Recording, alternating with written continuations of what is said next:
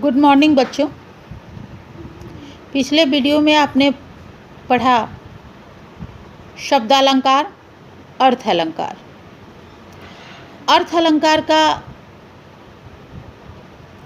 एक भेद उपमा अलंकार भी आपने पढ़ा। आशा है आपको अच्छी तरह से समझ में आ गया होगा। अर्थालंकार का दूसरा भेद है रूपक अलंकार। जैसा कि नाम से ही स्पष्ट है, जहाँ के रूप में परिवर्तन हो, अर्थात जहाँ उपमेय और उपमान में अधिक समानता प्रकट करने के लिए अभेद्यता अर्थात एक रूपता का आरोपण कर दिया जाए, एक रूपता को दिखाया जाए, वहाँ रूपक अलंकार होता है। जैसे सिर झुका तूने नियति की, मान ली है बात, स्वयं ही मुरझा गया तेरा हृदय जलजात। तो इस पंक्ति में हृदय को जलजात कमल का रूप दिया गया है। हृदय उपमेय पर जलजात कमल उपमान का अभेद आरोपण किया गया। अभेद मतलब इन दोनों में समानता दिखाई गई है। तो यहाँ हृदय को जलजात का रूप दिया गया है, अर्थात यहाँ रूपक अलंकार है। अब देखो,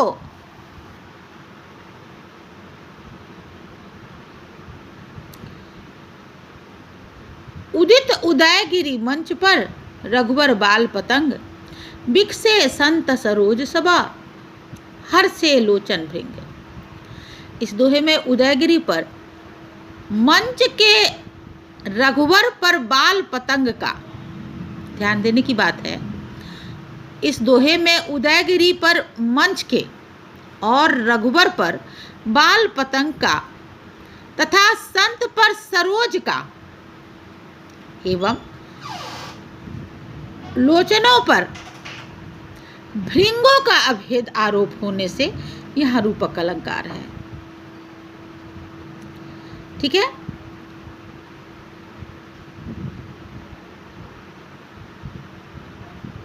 इसी तरह नीचे भी है, पायो जी मैंने राम रतन धन पायो, चरण कमल बंदो हरिराई। पायो जी मैंने राम रतन, राम के नाम को रतन से अभेद किया गया है, मतलब रतन के समान माना गया है राम के नाम को। तो इसे क्या है, यहाँ भी रूपक अलंकार है। अतः हम कह सकते हैं कि जहाँ उपमेय और उपमान में अधिक समानता प्रकट करने के लिए अभेद्यता का आरोपण कर दिया जाए, वहाँ रूपक अलंकार होता है। स्पष्ट हो गया। अब आ जाइए इसके तीसरे भेद में, उत्प्रेक्षा अलंकार में।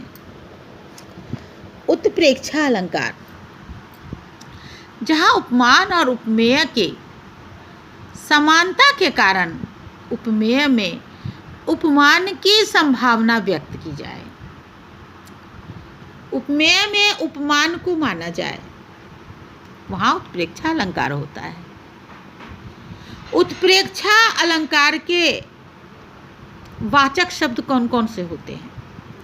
मनु, मानो, मनहु, जनु, जानो, ज्यो, जनहु, मनो, की इत्यादि शब्द जो हैं वो उत्प्रेक्षा अलंकार के वाचक शब्द हैं।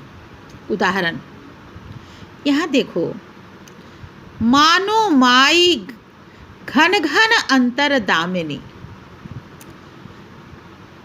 है ना।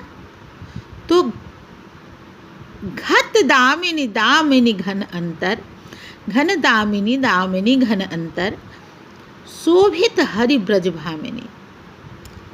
इस काव्य पंक्ति में रास लीला का वर्णन है। गोरी गोपियां व श्याम वर्ण कृष्ण बिजली व बादल के समान लग रहे हैं, अतः यहाँ पे उत्प्रेक्षा अलंकार है। ध्यान दीजिए, मानो, मानो शब्द जो है यहाँ वाचक शब्द है। मानो माई घन घन अंतर दामिनी, तो यहाँ मानो शब्द जो है वो क्या है? उत्प्रेक्षा अलंकार के वाचक शब्द हैं, अर्थात उपमेय और उपमान की समानता के कारण यहाँ दिखाया जा रहा है, इन शब्दों से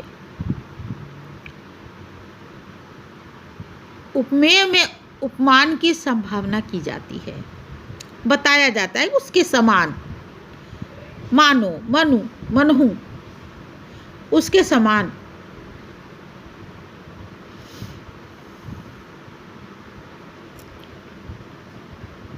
लता भवन्ते प्रगट भेव तही अवसर दो भाई, मनु निक से जुग बिमल विभु विधु जलद पटल बिलगाई। लता भवन से, लताओं के भवन से अर्थात वाटिका से उसी अवसर पर दो भाई राम और लक्ष्मण प्रकट हो गए।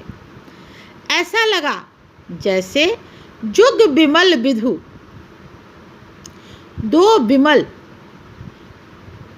विधु कमल के कली जो हैं वो जलद पटल, जल के पटल को, जल के सतह को अलग करते हुए निकल आए हों। इस उदाहरण में लताओं के भवन से निकलते हुए राम और लक्ष्मण दोनों भाइयों के संबंध में कहा गया है, मानो वे ऐसे ही लग रहे हों। वे ऐसे लगते हैं मानो बादलों के बीच से दो निर्मल चंद्रमा निकल आए हों, कमल के समान। कमल या चंद्रमा, चंद्रमा बिमल विधु चंद्रमा होगा यहाँ पे, तो चंद्रमा निकल आए हैं। तो यहाँ पे भी मनु, मनु शब्द जो है उत्प्रेक्षा अलंकार है। उत्प्रेक्षा अलंकार स्पष्ट हो गया। अब हम इसके आगे बढ़ते हैं। अतिशयोक्ति अलंकार, जैसा कि नाम से ही स्पष्ट है, किसी चीज की बहुत ज़्यादा बड़ाई करना, सच्चाई से हटकर बड़ाई करना अतिशयोक्ति होता है। तो यहाँ भी देख लीजिए, जहाँ उपमेय का वर्णन लोक सीमा से बढ़ाकर किया जाए, मतलब सीमा से बढ़कर, जैसा नहीं हो सकता है वैसा किया जाए, वहाँ अतिशयोक्ति अलंकार होता है।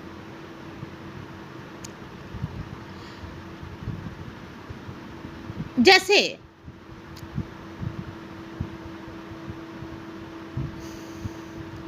पंखुड़ी लगे गुलाब की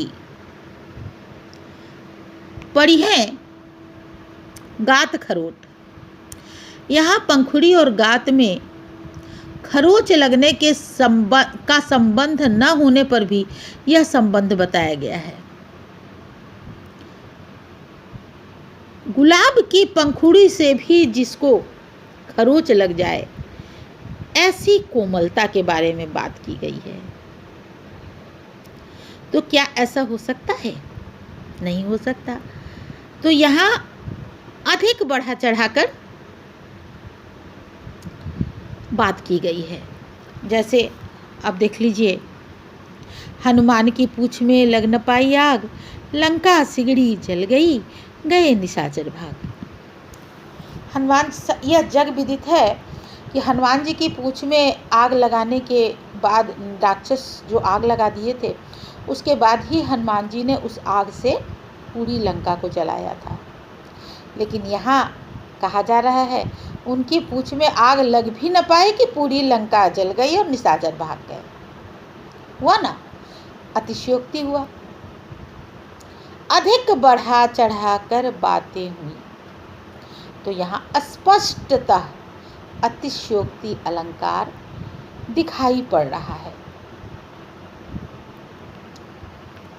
तो हम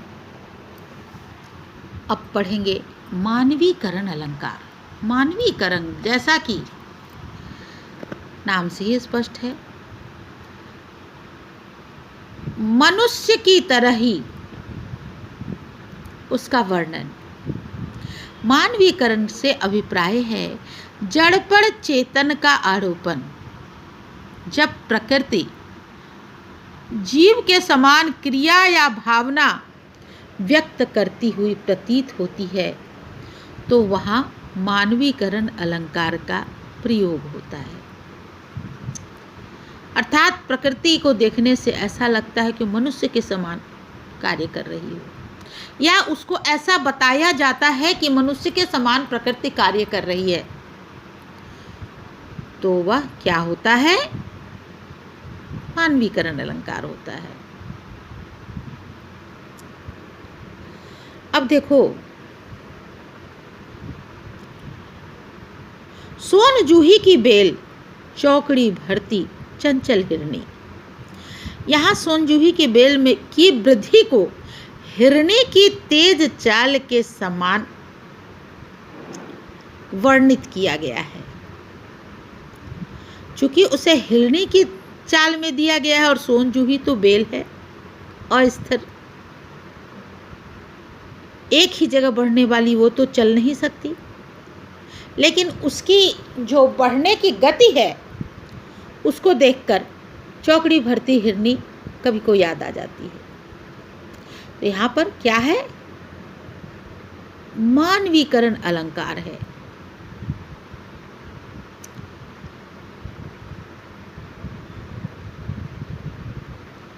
अब देखिए, मृत्यु ने अपने शीतल हाथ रखे उस पर आकर तत्काल। यहाँ मृत्यु को मानव की तरह क्रिया करते हुए बताया गया है। किसी को मृत्यु आई और उसके बारे में कह दिया कि मृत्यु ने अपने शीतल हाथ रखे उस पर आकर तत्काल। तो मृत्यु को यहाँ मानव की तरह दिखाया गया है। तो यहाँ क्या हो गया? मानवीकरण अलंकार। अब देखो, पवन झुलावे, एक और उदाहरण देखो। पवन झुलावे के की कीट बतरावे बरतावे देव, कोकिल हलावे हुलसावे करतारी देव। यहाँ पवन को एक आदमी की तरह, मनुष्य की तरह क्रिया करते दिखाया गया है। कोकिल को भी एक मनुष्य की तरह क्रिया करते हुए दिखाया, जो कामदेव के बालक को झुला रहा है, पवन झुला रहा है। के की कीट मतलब कीड़े मकोड़े जो भी हैं उससे बात कर रहे हैं। कोयल उससे बात कर रही है, पक्षी उससे बात कर रहे हैं। कोकिल उसे हलड़ा रही है, दुलड़ा रही है, ताली देकर उसे खुश कर रही है, खिला रही है। किसे? ऋतुराज बसंत को।